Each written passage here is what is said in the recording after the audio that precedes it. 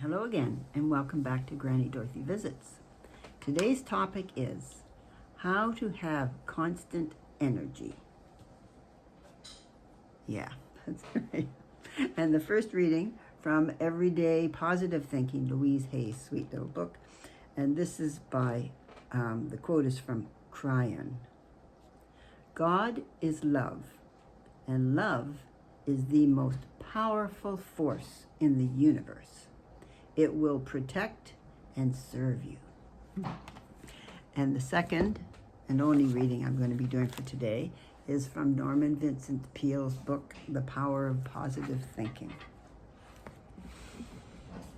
So, how we think and feel has a definite effect on how we actually feel physically. If your mind tells you that you are tired, the body mechanism, the nerves, and the muscles accept the fact. If your mind is intensely interested, you can keep on at an activity indefinitely.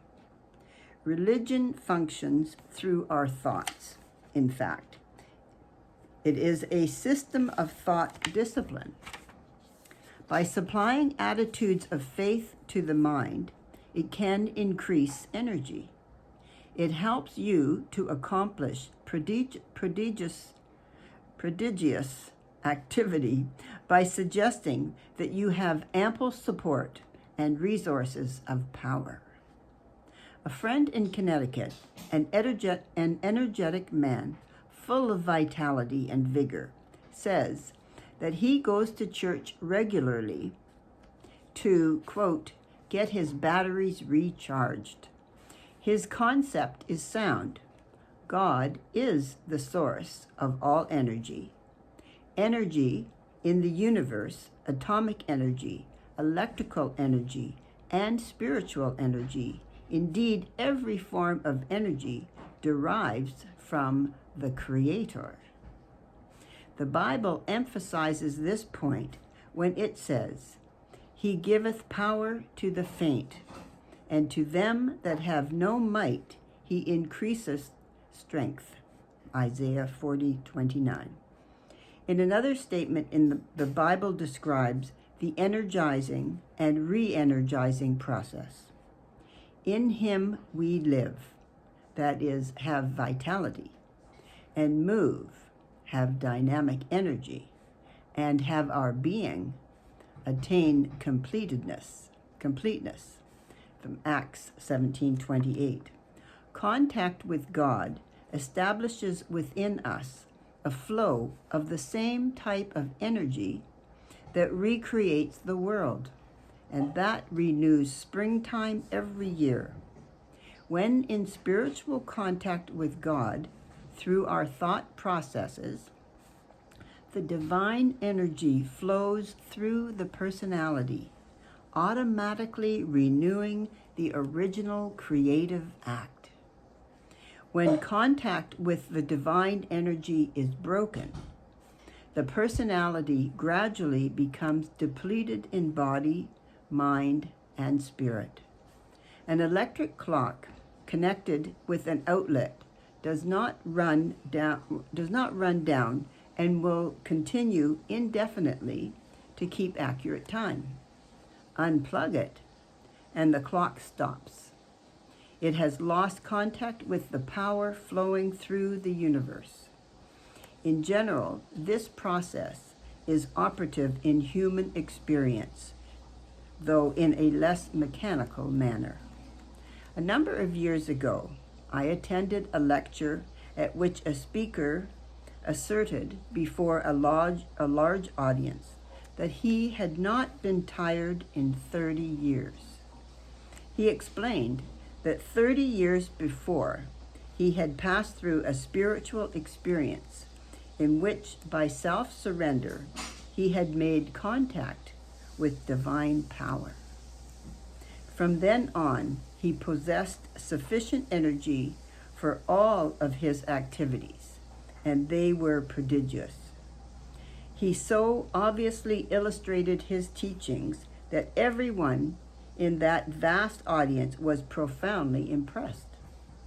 To me, it was a revelation of the fact that in our consciousness, we can tap a reservoir of boundless power, as a result of which it is not necessary to suffer depletion of energy.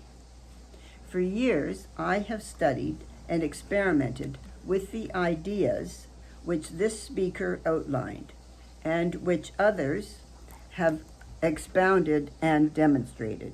And it is my conviction that the principles of Christianity, scientifically utilized, can develop an uninterrupted and continuous flow of energy into the human mind and body.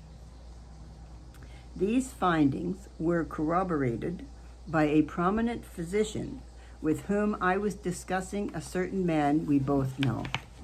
This man, whose responsibilities are very heavy, works from morning until night without interruption, but always seems able to assume new obligations. He has the knack of handling his work easily and with efficiency.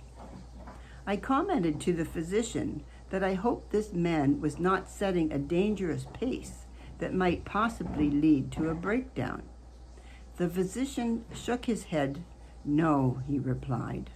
"As his physician, I do not think there is any danger of a crack-up, and the reason is that he is a thoroughly well-organized individual with no energy leaks in his makeup. He operates a well-regulated machine. He handles things with easy power and carries burdens without strain.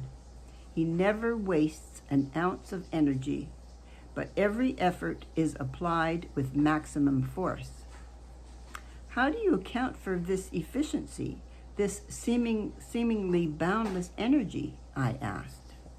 The physician studied for a moment. The answer is that he is a normal individual, emotionally well integrated, and what is more important, he is a soundly religious person.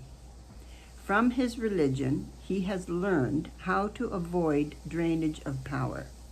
His religion is a workable and useful mechanism for preventing energy leaks. It is not hard work that drains off energy, but emotional upheaval, and this man is entirely free from that. Increasingly, people are realizing that the maintenance of a sound spiritual life is important in enjoying energy and personality force. The body is designed to produce all needed energy over an amazingly long period of time. If the individual takes reasonable care of his body from the standpoint of proper diet, exercise, sleep, no physical abuse, the body will produce and maintain astonishing energy and sustain itself in good health. If he gives similar attention to a well-balanced emotional life, energy will be conserved. But if he allows energy leaks caused by hereditary or self-imposed emotional reaction of a debilitating nature, he will be lacking in vital force. The natural state of the individual, when body, mind, and spirit work harmoniously, is that of a continuous replacement of necessary energy. Does it sound a little complicated maybe, but it's I think that that's how God meant it to be for us, that we're supposed to be healthy. We're supposed to be happy. We're supposed to have lots of energy to be doing things that we want to do, that we're inspired to do, that we love to do. That's the way God meant it to be. Is that so why don't you try it? Go to church regularly and don't take on any unnecessary stress that we don't need. We give that to God and live our life and be good people and be loving and kind to everyone. That's what I want for you. Have a happy, good life. I send you my love. Until next week. Bye for now.